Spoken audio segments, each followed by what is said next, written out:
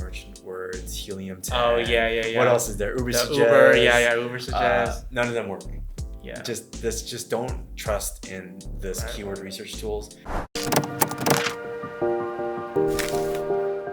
Hey guys, welcome back to Excel Media. I'm Jack. I'm Phil, and in this video we're going to be talking about how to rank #1 on Google. Cool. Let's get into it. Let's get into it, man. All right, so I have some base knowledge on SEO, Sure. not the deepest, but I know you, on the other hand, have a couple #1 ranking pages from your blog, right? Yeah. So kind of walk us through, like, as if I'm a beginner, like, how do I get on first page, Philip? I want to be #1. Sure. Well, it's all about content, right? Right. And but first of all, it's blogging, right? You got to blog about a certain niche, and you got to talk about it. One thing I want to say is that I'm not a professional yet, right? But I just have some articles ranking #1, and I get around 10,000 page views a month right now, which I think is pretty impressive for 3 months. I've only been doing this for 3 months now. So what's like the average, because I don't really know this that well, what's like a good average impression view or whatever, right? So, well, 10,000, you can make a pretty decent amount of money. Right? Maybe like $1,000. Okay. So I'm almost there. I just need to start monetizing. This is my first month I hit 10,000 page views. I'm sure in 2-3 years I can get that to 100,000. I have no doubt about it, because what I'm about to teach you today can really help you out with that. And there's a ton of YouTube channels you can watch about this too. You know, Income School, Miles Becker, Jillian Perkins. There's so many things. YouTube is the greatest resource for SEO, right? But this video is kind of just for the beginner to really get you into it step by step, right?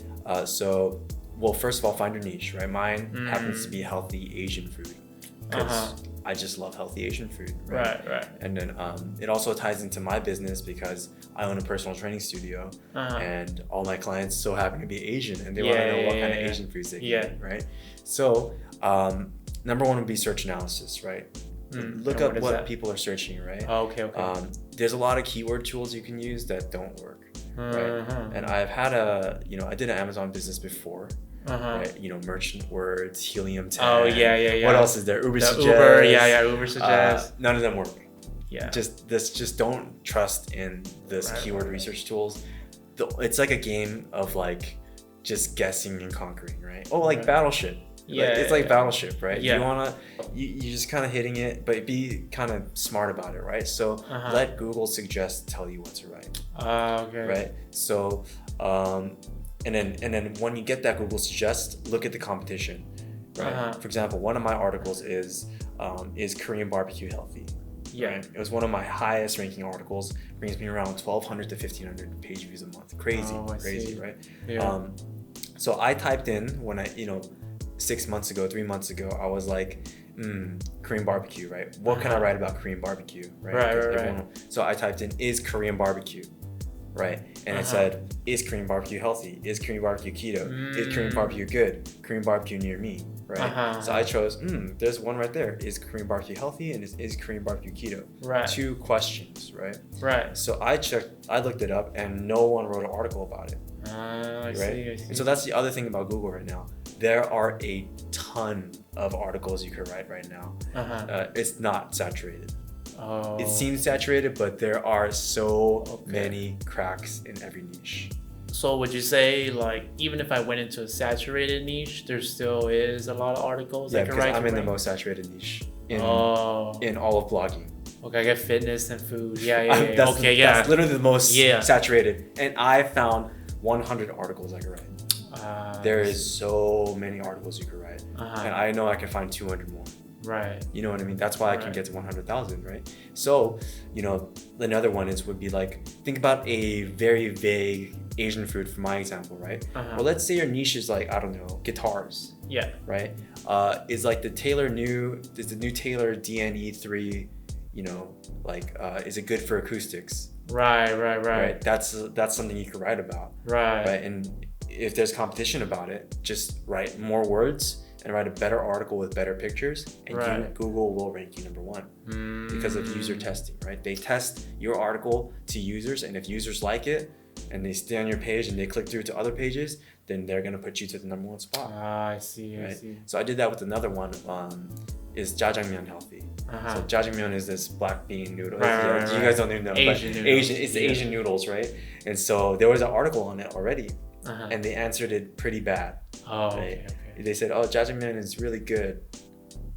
It tastes great, and it's like these are the ingredients." So they didn't answer the question, right? So I decided I'm gonna write an article that answers that question. And so now that one's on number 1 too, bringing me another 1,000 page views a month. Right. So it's all about searching, let Google kind of search you and guide you to the topics that you want in your niche, right? And so, type in a food. Is this food blank? Is this or blank food blank, right? Are these foods blank, right? So, there's so many things that you can do with Google, and then just try to find those cracks inside Google where either one, the articles about them suck, where they don't answer the question, or if you see Reddit or Quora, those are like, 2 forums that, answer the question pretty badly too. Right? So those are good indicators. You can learn this from Income School. I learned that trick from Income School. They do a really good job of teaching SEO. But I'm just kind of summarizing what I've learned. So if you see like forums, or if the person didn't answer the question, trust me, if you answer that question and if you make your title like how do I fix my toilet when there's like no water in it, and if you title it that, you're gonna be number 1. You know what I mean? And so when you're number 1, there's a huge chance you're gonna get a lot of traffic. So it's a pretty simple process. It just takes a lot of work. A lot of work. Yeah, and I think it's we should clarify that it does take a lot of time too. It's not an overnight thing, because even after you write a good article, good content, it's not right away it's gonna rank. It's gonna take time, because even on Google's end, I think they sweep all the websites like once a month, right? To kind of score it, give it that ranking of what it should be, right? So provide the most value on your content, your articles, your blogs, whatever. Value equals good content. Good content equals you have good keywords and everything. And then just be patient, wait that month, let Google do its thing. Over time, you'll rank better and better, right? I mean, I wrote, is tteokbokki healthy? It's like a Korean food. Okay? You don't even know. But that ranked in 2 months to number 1 spot, because no one wrote an article about it. So if you could find an article that no one wrote about, right, then that can rank really fast. Really fast.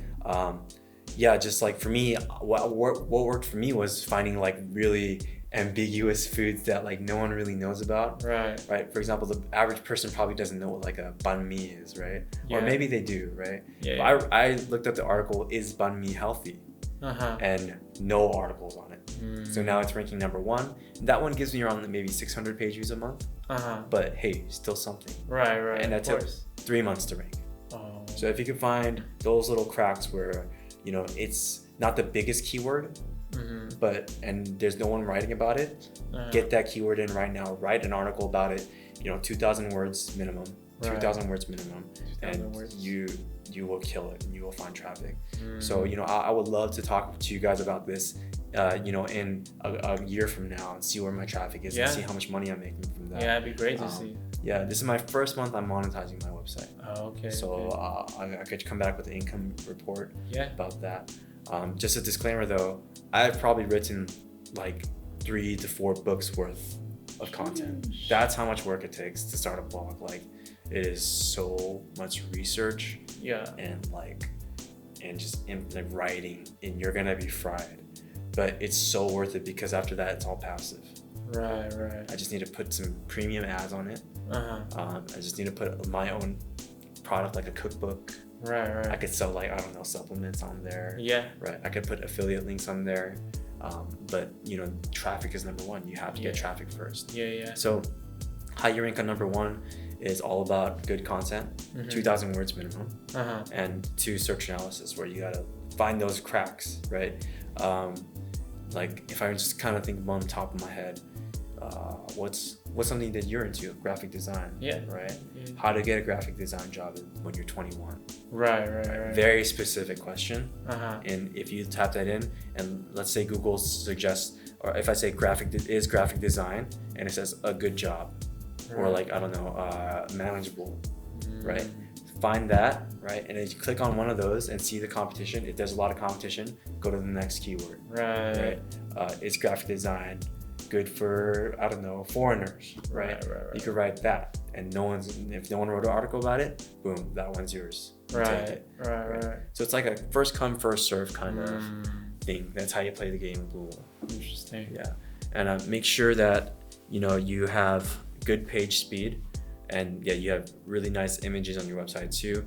We live in a visual world now, so you gotta really make sure that it looks pretty. Yeah. But like you said, with the page speed, that goes hand in hand with your images. So make sure if it's for your website, it's in PNG format. Keep it like 30 dpi, so it's really small size. Or if keep it easier, you had those image converters. Yeah, short pixels. Short pixels. Yeah. Plug your image in, they're gonna spit out a way smaller size image, so your website goes faster. Definitely, I'd say that's actually a must. You have to do that. You kind of. If it's really slow, Google doesn't like that either. Rank it lower. JPEG is too low quality and it looks just disgusting. So don't put JPEG. Put the PNG, but optimize it for the website using short pixel or something like that. So just to kind of sum it up, search analysis. Look up, Google anything. If it suggests it, then there's gonna be most likely search traffic on that. Right. And second, click on that search topic that they give you, and then see the competition. If there's forums, if there's really bad answers to the question that doesn't really answer the question, that is your article. You write that one, and then just write 100 of those, and the money will come eventually. Sweet. Yeah, so that's it. Awesome. That's really it. That's all it takes for SEO, guys. That's all it takes. A bunch of work. Write 3 to 4 books worth of content, man. That's how it takes. Just grind it. Just sit down. Don't leave your laptop until you finish an article. One a day. Get one a day for 100 days. Yeah, and hopefully in a couple months or a year from now, we can show you guys some results as well. Yeah, we would love to show you video, right? My Google Analytics. I would love to show that too. It's not impressive right now, but it will be. It will be. Sure, it will. It will be. I promise you. Yeah. So that's really it, and hope to see you guys in the next video. See you guys on the next one. Peace out. Peace.